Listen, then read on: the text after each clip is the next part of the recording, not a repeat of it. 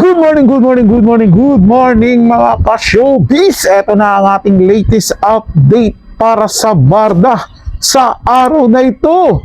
Mga post ni David at Barbie Fortesa.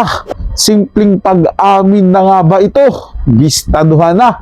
Yan po yung ating bibigyan ng komento, reaction, opinion mga ka-Barda fans at mga ka-showbiz ko dyan. Pero syempre kung hindi ka pa nakapag-subscribe dito sa ating channel, ano pa ang hinihintay mo? Mag-subscribe na at i-hit ang notification bell para laging mauna ka sa mga bagong balitang showbiz. Panoorin at pakinggan ang buong detalye at ikaw na ang humusga.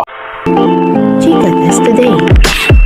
Assistant Post Sparks, Barda Laglagan Festival. The Scene. Isang casual Facebook post mula kay Agassi Noriega ang naging unexpected kilig trigger para sa Barda Nation. Sa caption na, "Hi bro David Licauco, kamusta ka na?" Sabay upload ng photos nila ni Barbie sa loob ng tent, nag-post, nag-smile, pero may kilig-coded energy na agad ang fans. David's comment equals soft confirmation.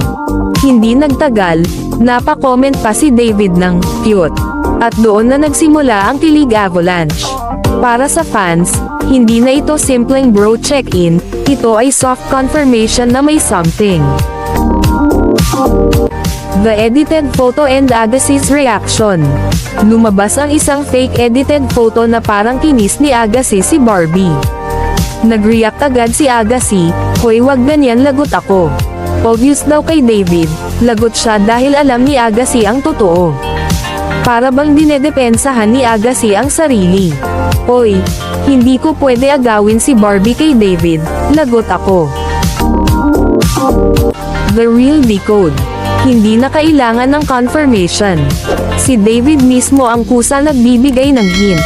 Hindi na kailangan umamin ang dalawa. Alam na ng fandom. Barda forever. Laglagan Festival begins. Dito na tayo sa mga BFFs na pasmado, sila na ang bahala sa Laglagan portion. Maraming lookout, kaso laglag si David sa mga friends niyang hindi mapigilan ang kilig. Ang mga kaibigan na mismo ang naglalaglag, hindi na kailangan ng press release. Conclusion. Agassi's post turned into a kilig-coded Laglagan Festival. Sa bawat comment, sa bawat reaction, sa bawat edited photo, mas lalong tumitibay ang Barda resibo. Hindi na kailangan ng confirmation. Hindi na kailangan ng PDA. Barda is real, and the friends are doing the Laglagan for them. Hindi naman na talaga kailangan ng Barda na PDA pa, i-show pa, ipakita pa sa kanila kung anong nararamdaman nila sa bawat isa. Sapat na yung simple lang, yung mga ganyan lang para hindi na masyadong makahanap pa ng pangbabash. Yung mga tao na gusto talaga silang sirain, hindi po pa mga ka-showbiz kasi hanggang ngayon marami pa rin talaga yung naninira sa kanila at hindi sila satisfied, hindi sila kontento na nakikita nilang masayang masaya ang Barda kahit minsanan lang nagkikita, minsanan lang magkasama.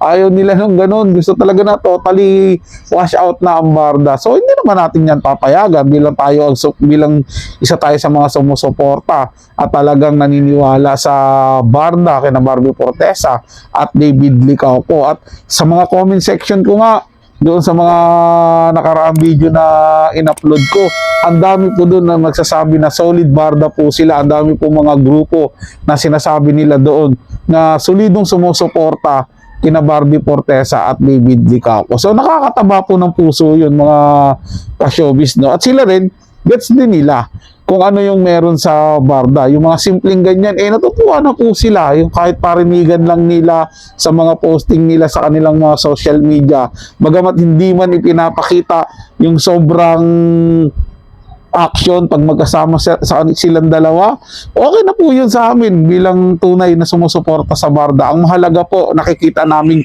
masayang masaya yung iniidolo namin, yung sinusuportahan namin at yung love team na gusto naming magkatuluyan. Ito nga pong Barda, sina David Licauco at Barbie Fortesa.